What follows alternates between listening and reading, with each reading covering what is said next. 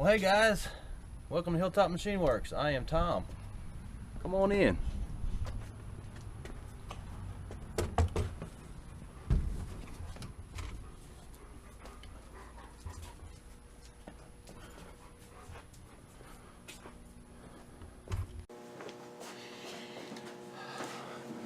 Well, hey everybody, it's Tom here.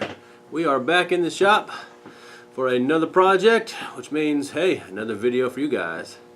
So if you watched the mail call, I think it was number 12, where I showed you this baby right here. This was my gift to myself for retiring after a 30-year career.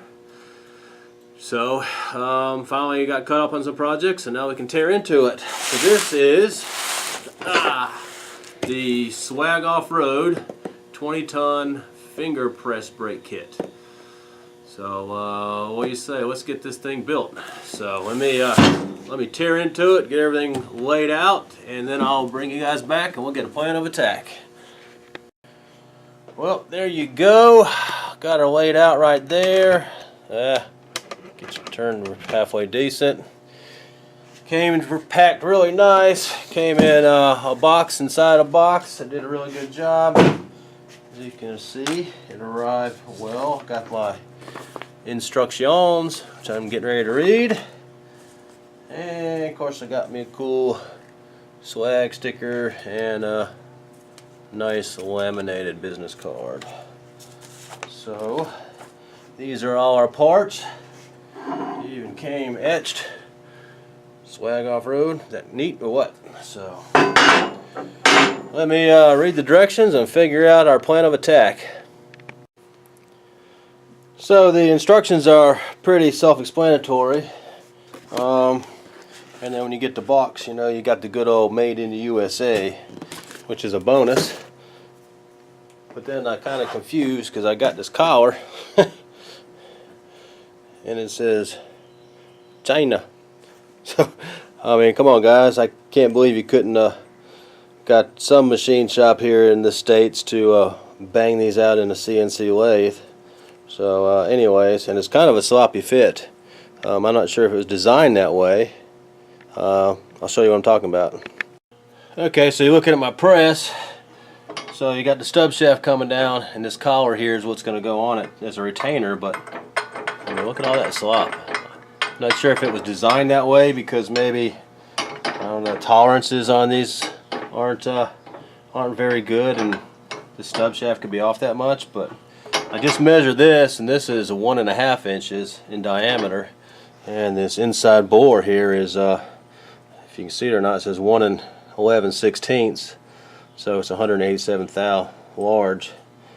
So I hope it's designed that way. If it's not, then I'm almost tempted to make another one that would have a better fit on that thing. So the instructions got me putting these little retainer tabs on. One gets welded over here, and then the other one gets welded on over here. And they explain the reason why they're not there and you have to reattach them is because of shipping, I guess. Apparently they first started making these kits, they were breaking off in shipping. And then after that, we've got to take these pieces of actual, I guess you're like a centering rod, and they're going to go halfway in there, and then we're going to weld the underneath of them, basically a plug weld. And I noticed, as you can see, they're kind of grimy, so let me get these things cleaned up, get the welder over here, get everything situated, and we'll start assembling this thing. Well, I've got tabs cleaned and in position, so let's go ahead and get step number 1 done, and we'll get these things tacked on.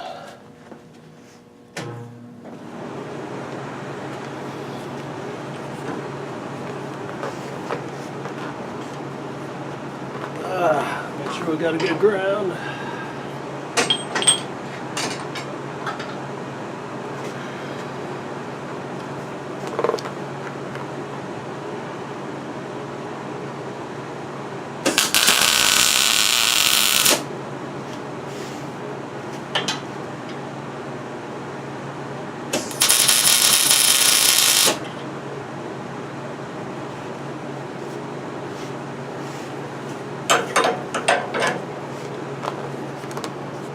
Alrighty. Well, finally got these pins in here. That's a pain in the butt. I had to take them over to the lathe, put a little better chamfer on them, and try to drive them in. This is a tight fit, and then I took them over to the 20-ton press and pressed them in almost. I've got probably about about an eighth of an inch thick here or a eighth of an inch shallow to weld this thing up, do a plug weld on her. And I finally got her all true with the world, so I'll weld this one up, and then we'll go over here and fix this one, because trying to keep both of them square is not working. I'm fighting it. So that's where we're at. Hopefully this won't pull on me.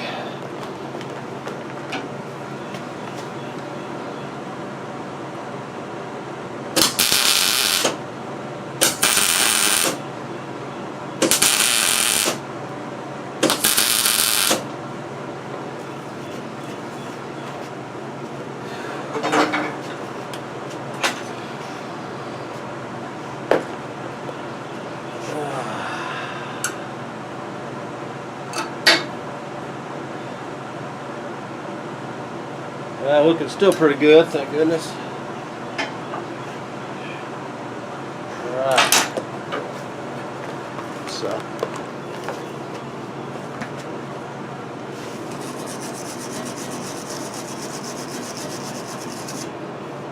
Let's go ahead and drive this thing home.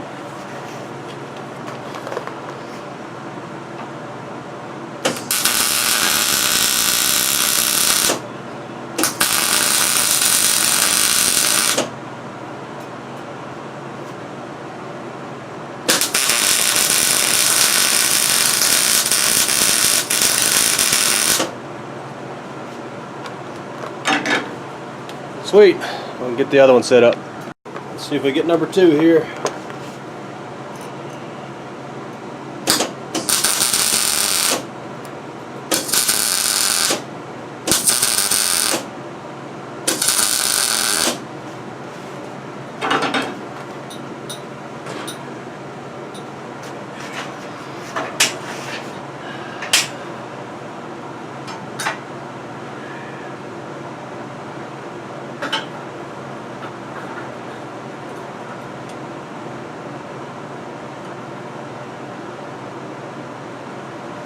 I think we're going to be alright.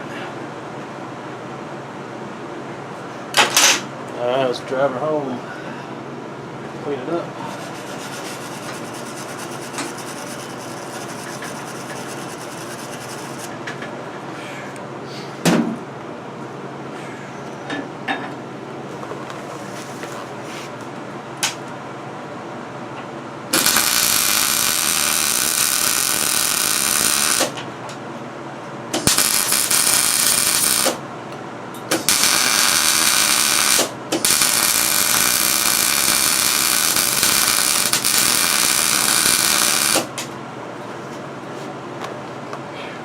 Alright, let's let her cool down, and then I'll hit it with a flap disc so she'll sit nice and flat. Well, I had to get creative here. So, you know, this has to be square, obviously up and down, back and forth, and then it has to be in line exactly with this. So, you know, I've got her held down the best I could in all different directions. I'm just worried because I got to get some weld up in here, and then on the other side, you know, as soon as you hit it, it's going to want to pull.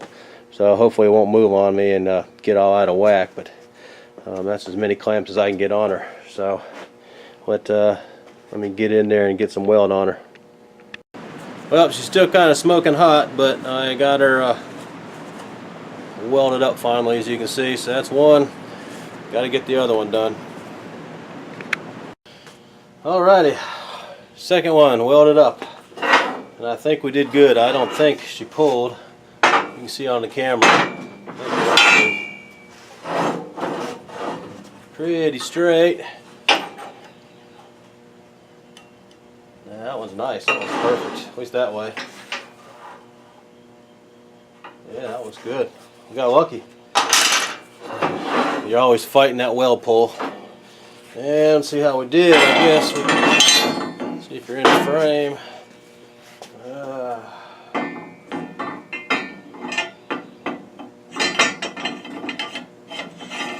Nice, there you go.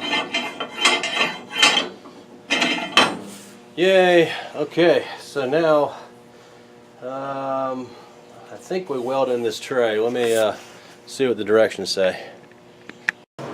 Hopefully you can see they're pretty good. It looks like you can on the monitor. So next step we got to do is just got to put a couple tacks on the back of these bolts here, because the angle that goes in here that will weld up will conceal these, so you won't be able to access them. So that's the next step. Pretty easy.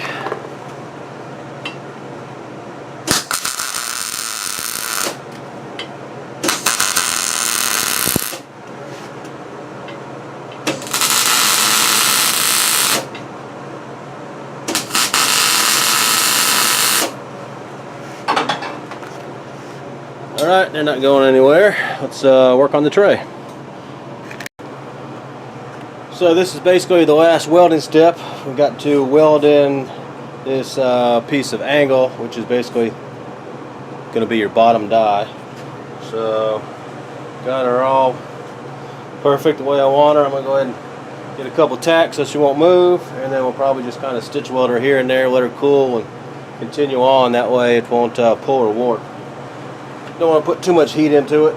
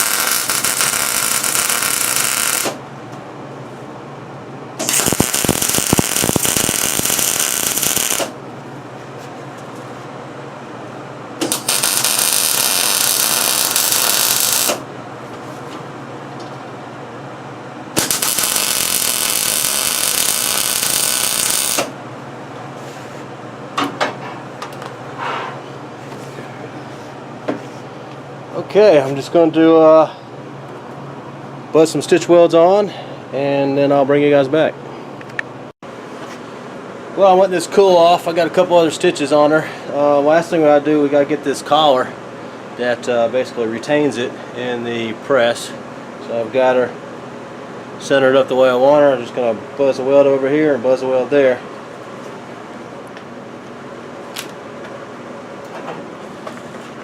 If I can get in it. I have to tack it.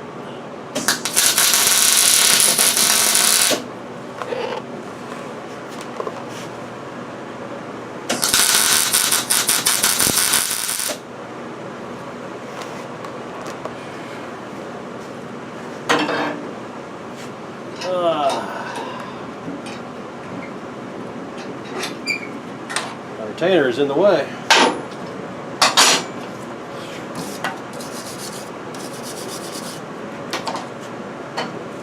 Now I get some on there.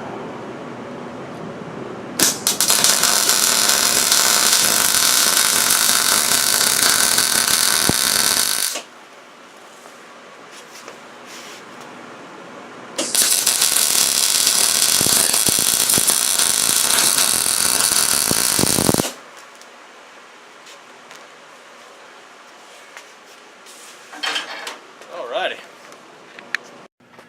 Well, there she is, all welded up, all done.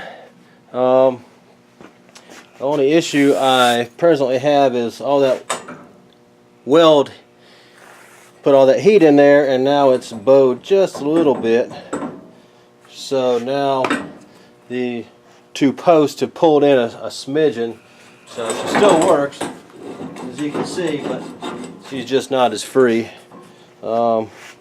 So that's what she looks like. Let's get her over at the press and check her out.